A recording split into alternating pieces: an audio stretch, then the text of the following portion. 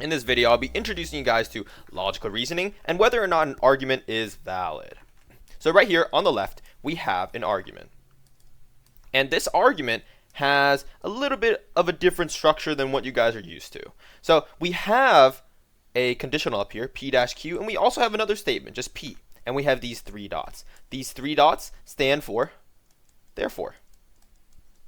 And you can kind of think of this as a way to connect these two statements above to the thing on the bottom. And I'll actually show you what these guys together look like. So when you have an argument, you have two statements on the above, and these two statements are the hypotheses. They are called the hypotheses. And hypotheses are connected together. You can think of them as connected together by the AND operator. And put these all together. So P dash Q is the guy on the top, and P is the hypothesis on the bottom. And they are connected together by the AND operator. And the guy on the bottom with the therefore is connected by a dash. So anytime you see a structure that looks like this with the therefore symbol and the line separating the hypotheses with the conclusion, it has a structure where the hypotheses are all connected by the AND operator. And finally, a parentheses is wrapped around all the hypotheses with the conditional going straight towards the therefore. Now, what do you do with this statement? And how is this connected to validity? Well, an argument, this guy right here, is valid if it is a tautology. So this guy must be true for all possible outputs of this statement right here. How do you figure that out? How do you figure that out? Well, if we were to create the truth table for everything, that would help. So let's look at P. Let's change the color actually. Let's use P, Q, and P dash Q here. So these are the three possible statements. We have P dash Q over here, we have P over here, and we have Q over here. And P and Q have different inputs. So we have true, true, false, false, true, false, true, false. This is the typical structure for a two-variable truth table. And we also have the conditional. So what are the outputs for the conditional? Well, the outputs for the conditional are true, false, true, true. Remember, the conditional is only false when the hypothesis of the conditional was true and the conclusion is false. So the only time when the conditional is false is when the guy on the left is true and the guy on the right is false. All right, and using this truth table, we can actually determine whether this argument is valid or not. The first thing we can look out for is the two hypotheses. So let's take a look at these, okay? Let's look at P dash Q and P. So P and P dash Q are along the first and third columns. And we want these guys to be true. So we're going to look for the instances where both of these guys are true. Both the hypotheses are true. So we have a true here and we have a true here. So it looks like the first row has both instances of these guys being true. And how about the next couple rows? Well, the next couple rows, there are no instances of P and P dash Q both being true. So we have true here, but this is false. So this, we don't take into account that row. How about this guy right here? False and false. So automatically we can wipe out the third and the fourth rows for P and P dash Q because there's no way both of them can be true if one of the values are false. So let's take a look at just the first row. Well, at just the first row, we have true and true. Now, once we figure out the rows where both the hypotheses are true, we need to look at the conclusion. And the conclusion is just simply Q. And for every row that's true, the conclusion must be true as well. So in this case, Q is true. Therefore, this argument is valid. Because every single row where both the hypotheses are true, the conclusion is also true as well. I'll actually show you more examples of this. But first things first, you need to understand why this is a tautology. Why do we look out for the fact that both the hypotheses are true, right? P and P dash Q. Why are we looking out for that? And why do we have to have Q be true as well? Well, here's the thing. Remember, the hypotheses are connected by an AND operator. And any time there's even a single instance of the AND operator being false, any of the inputs of the AND operator being false, the entire thing is false, right? Remember, the AND has to have everything being true in order for it to be true. Well, if we take a look at both the hypotheses, if any of the instances, like P-Q being false here, this will be false, right? And since this is false, this entire thing is also false, correct? Including the AND operator. No matter what P is, if one of the inputs for the AND is false, the entire thing is false. And remember, this false statement is connected to a conditional. This conditional is looking at the conclusion, Q. Well, here's the thing about this. When the hypothesis, or the connection of logics on the left side of the conditional is false, the conditional is always true.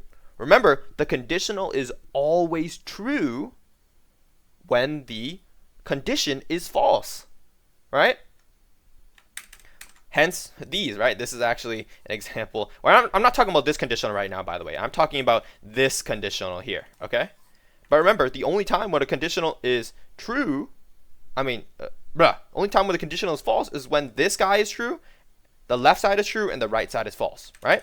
So all we have to look out for are instances of where both the hypotheses are true. So right here, P and P-Q are true, correct?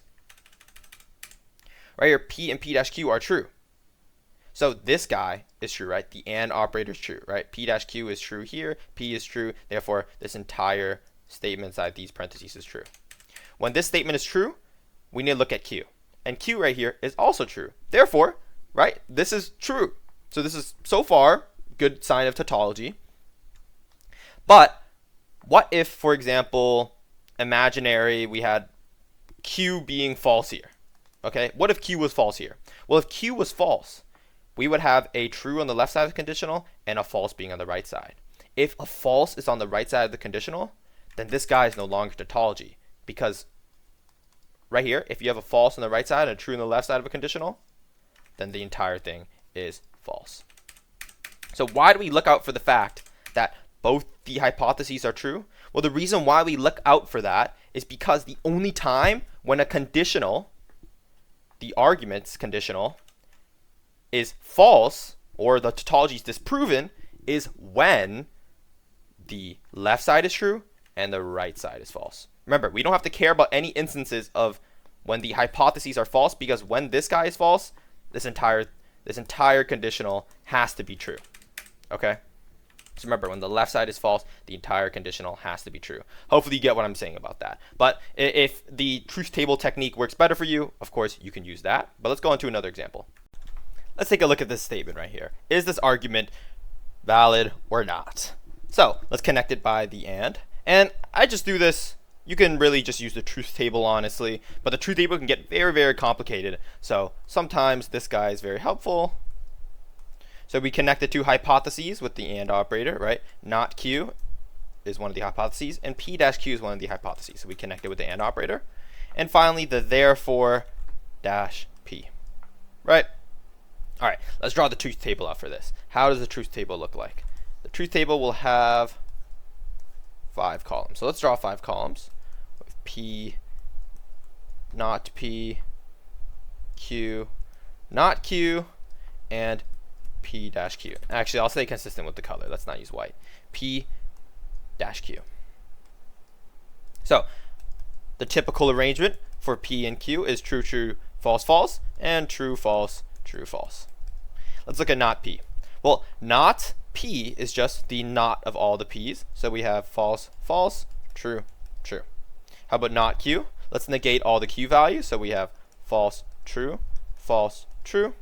And let's look at P-Q. So P-Q is P-Q. And the only time when P-Q is false is when P is true and Q is false. So this guy right here is false and all the other rows are true. All right, let's take a look at this guy. Let's look at, for all the columns, let's use pink. Pink is nice. Let's use all the columns. Or what am I even talking about? Let's look at all the hypotheses that have true values. All right. So P-Q and not Q. Let's look at P-Q and not true. Let's look at these columns. So this right here is false, this right here is true. Let's ignore this. We don't have to care about this column. This right here is true, this right here is false. We ignore it. This right here is false, this right here is true. We ignore it. But both the hypotheses on the fourth row is true. So let's take this into account. Okay.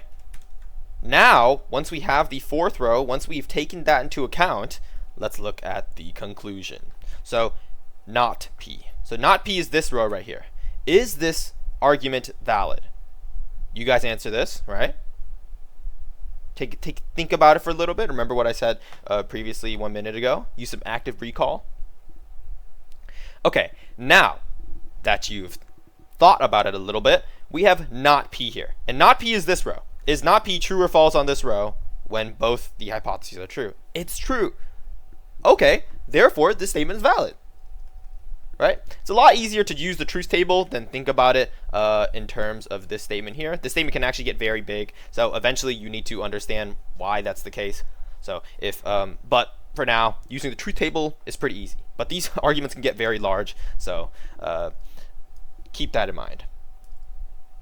But remember, all we did was look out for the columns, right? The columns of hypotheses, and we figured out which rows both the hypotheses were true.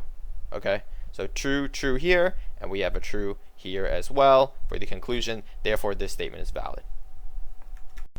Let's take a look at this argument right here. And remember, the argument does not need to have more than one hypothesis. The argument could have just a single hypothesis. So let's draw the truth table. Let's figure this out. So we have P Q here, and we have P dash Q. True, true, false, false, and true, false, true, false. All right, let's take a look at this truth table.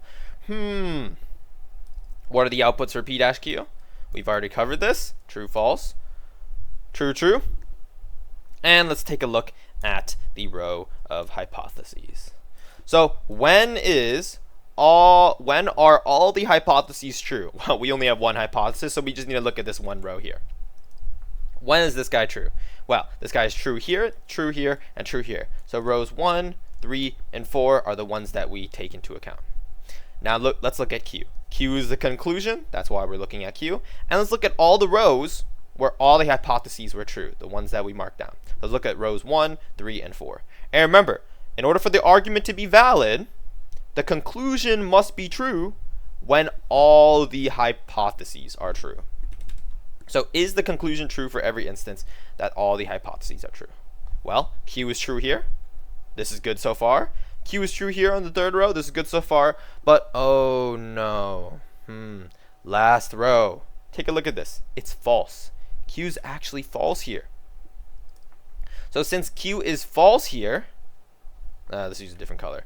Let's use, I haven't used this. This is lime. Since Q is false here, when all the hypotheses are true, or in this instance, there's only one hypothesis, but that means the statement's invalid. Remember, in order for the argument to be valid, the conclusion must be true when all the hypotheses are true. But in this case, our conclusion is false when all the hypotheses are true. So this statement's invalid. Let's move on to the next one. Well, you might be wondering why I'm using so many conditionals. Well, in the future, you're going to learn something called the rules of inference, and that uses a lot of conditionals. So get really used to using conditionals. But let's take a look at this guy. Let's see whether or not this argument is valid or invalid. So the outputs for the conditional are true, false, true, true. And our hypotheses are P dash Q and Q. So let's take these guys into account, P dash Q and Q. Let's look at both of these columns. So when are both the hypotheses true? Well, Q is true here, and P dash Q is true here. Therefore, we take into account row 1. All right, how about this? These guys are both false, so we do not take the second row into account. But Q and P dash Q are true in row 3, so we take this into account. Q is false, and P dash Q is true here, but both of these guys in row 4 aren't true. Therefore, slap it across the face, and get it away. All right, let's look at our conclusion now. So after we determine which rows both the hypotheses are true, we need to look at the conclusion row. So the conclusion row is P. So P is this row. Is P true every time the hypotheses are true? Well, P is true here when Q and P dash Q are true. So we're good so far. But take a look at this row, the third row. P is actually false when both the hypotheses are false. Oh, when both the hypotheses are true. So guess what? This argument is invalid. Remember, conclusion needs to be true every time hypotheses are true. If the conclusion's ever false when both the hypotheses are true, the argument is invalid. But that's really it for the video. If you don't want to watch past this, of course you don't have to watch. I'm just going to talk about random stuff. Right now I have a lab where I'm learning assembly, and this lab, I have to create an assembly program that moves the clock. And geez, man, I don't know. I'm a little bit lost, but I'm going to work on that right after this video probably. I also have 3 exams next week.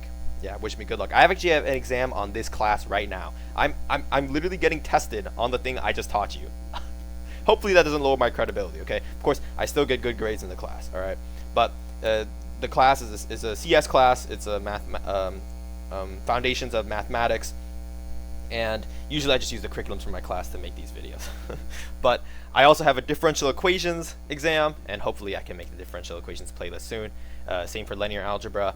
And I also have a embedded systems exam. So wish me good luck. Hopefully I would love to make more computer related videos for you guys. But that's really it for the video. If you have any questions, put it down in the comment section. And if you found this video helpful, consider subscribing and liking the video. Thanks for watching.